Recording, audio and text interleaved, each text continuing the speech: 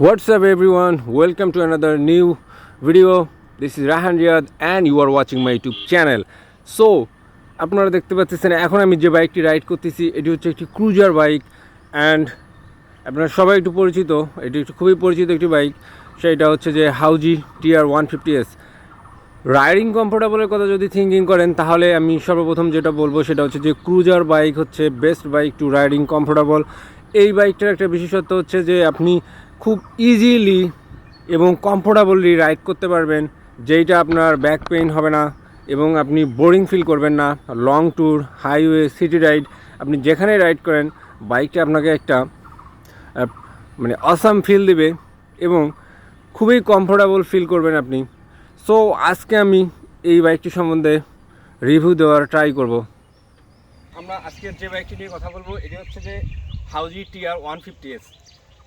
So বাংলাদেশে যারা cruiser লাভার আছে তারা অনেকেই অনেক দিন থেকে যে ভাবতেছিল যে হচ্ছে বাংলাদেশে ক্রুজার বাইক কেন আসে না। সো অনেকগুলো কোম্পানি বেসিক্যালি যে ক্রুজার বাইক নিয়ে আসতেছে, তার মধ্যে হচ্ছে হাউজি একটা বাইক নিয়ে আসছে যেটা ইটস অ্যারাউন্ড যে 1 বছর আগে এই বাইকটা বাংলাদেশে আসে।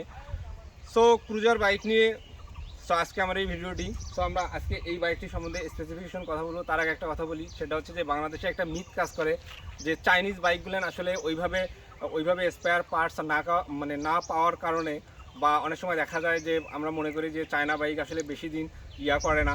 সো এই মিথগুলান কিন্তু এখন আর নেই। বর্তমান সময়ে অনেক বাইক অ্যাভেলেবল এবং স্পেয়ার পার্টস অ্যাভেলেবল হওয়ার কারণে এবং প্রাইস রেঞ্জের মধ্যে হওয়ার কারণে বাংলাদেশে কিন্তু এই বাইকগুলো কিন্তু আসতেছে। সো এই ক্রুজার বাইকটি খুবই ভালো মানের।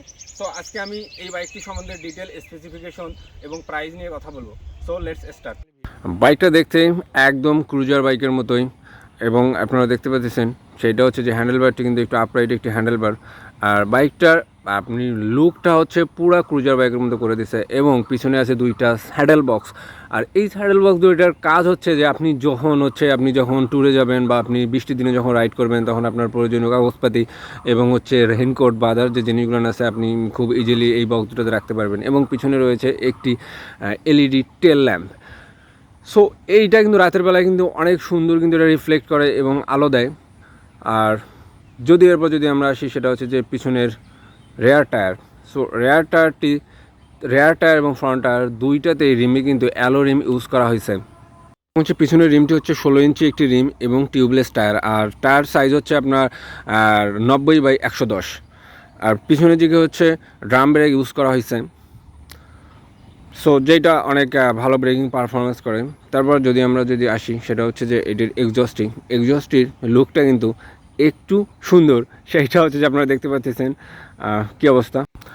এবং হচ্ছে ইঞ্জিনের বিষয়ে যদি কথা বলি, এটাতে ইউজ করা হয়েছে 150 সিসির এয়ার কুল একটি ইঞ্জিন এবং যেইটা থেকে হচ্ছে 12.5 হর্স পাওয়ার উৎপন্ন করে এবং হচ্ছে 11.4 নিউটন মিটার টর্ক উৎপন্ন করতে পারে এই ইঞ্জিন থেকে। আর এর বিষয়ে আমরা এখন বলি সেটা হচ্ছে যে এর কিন্তু একটি চওড়া এবং একটি সিট আছে, যেটা হচ্ছে দুই ভাগে বিভক্ত, একটি স্প্লিট সিট ইউজ করা হয়েছে এবং পিছনের গ্র্যাবলিটি অনেক সুন্দর, পিছনে যারা বসবে তারা সুন্দরভাবে এটি ধরে থাকতে পারবে। এবং এটি কিন্তু চওড়া, খুব ইজিলি পিলিয়ন সহ আপনি রাইড করতে পারেন, অ্যাজ ওয়েল অ্যাজ যে ক্রুজার বাইকে যেরকম ইউজ করা হয়েছে। এবং এর ফুয়েল ট্যাঙ্কের কথা আমরা বলি, তো ফুয়েল ট্যাঙ্কটিতে একটু চওড়া এবং বড়সড় ফুয়েল ট্যাঙ্ক ইউজ করা হয়েছে, যেটাতে 11.5 লিটার ফুয়েল।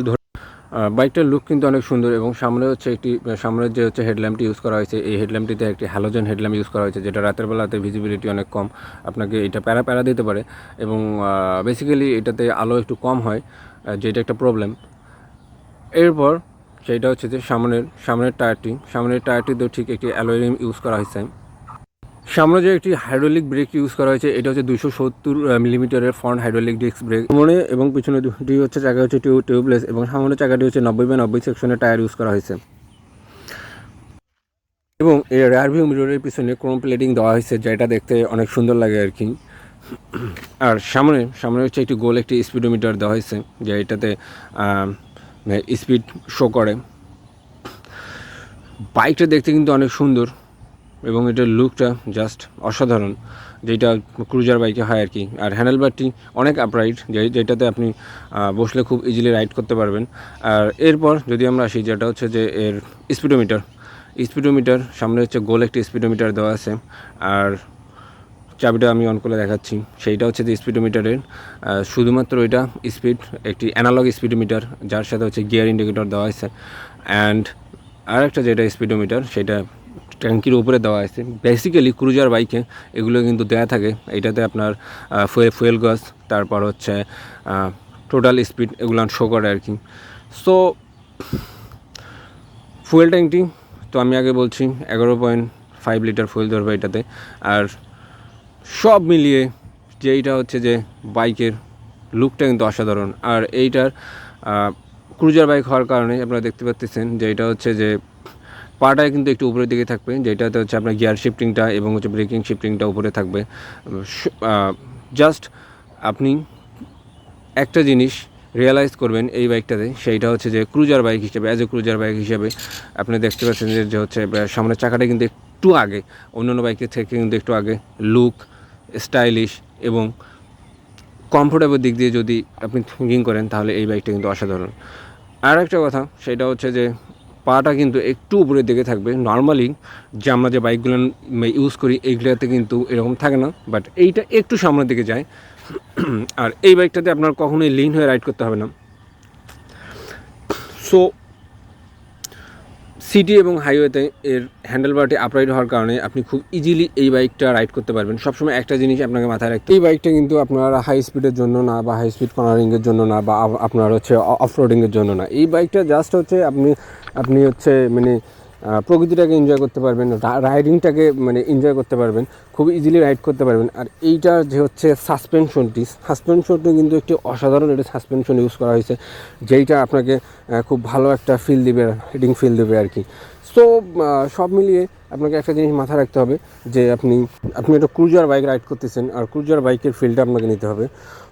সো আপনার এই বাইকটার আবার কিছু ভালো দিক এবং খারাপ দিক সবই আছে। ভালো দিকগুলোর মধ্যে হচ্ছে রাইডিং কমফোর্টেবল, খুব ইজিলি রাইড করা যায়। তারপর এই বাইকটা রাইড করার সময় একটা বেশ ভালো একটা ফিল আসে, একটা প্রিমিয়াম ফিল আসে আর কি। আর সেকেন্ডলি যদি বলি, এবং খারাপ দিক তো অনেক আছে, খারাপ দিকের মধ্যে একটা জিনিস হচ্ছে যে এইটার কিন্তু বাইকটার আপনার হ্যান্ডেলবারটি উঁচু এবং আপরাইট, এবং সামনের চাকাটি একটু অ্যাড হওয়ার কারণে এই বাইকটা কর্নারিংয়ে যখন আপনি বাইকটা ঘোরাবেন, বা আপনি যখন বাইকটা কর্নারিং করবেন, তখন কিন্তু বাইকটা কিন্তু এক্সট্রা একটু আপনাকে স্পেস লাগবে। সো এইটা আপনার মাথায় রাখতে হবে যে বাইকটা কিন্তু আপনি খুব ইজিলি ঘোরাতে পারবেন না। সো এই জন্য আপনার অর্থাৎ গ্রাউন্ড ক্লিয়ারেন্স তো বাইকটার একটু কম আছে। গ্রাউন্ড ক্লিয়ারেন্সটা কম হওয়ার কারণে কিন্তু আপনি অফ রাইড করার সময় পিছনের অংশটি হচ্ছে উঁচু নিচু রাস্তার সঙ্গে কিন্তু ঘাসা খাইতে পারে। বিশেষ করে পিলিয়ন সহ রাইড করার সময় কিন্তু এই প্রবলেমটা হতে পারে।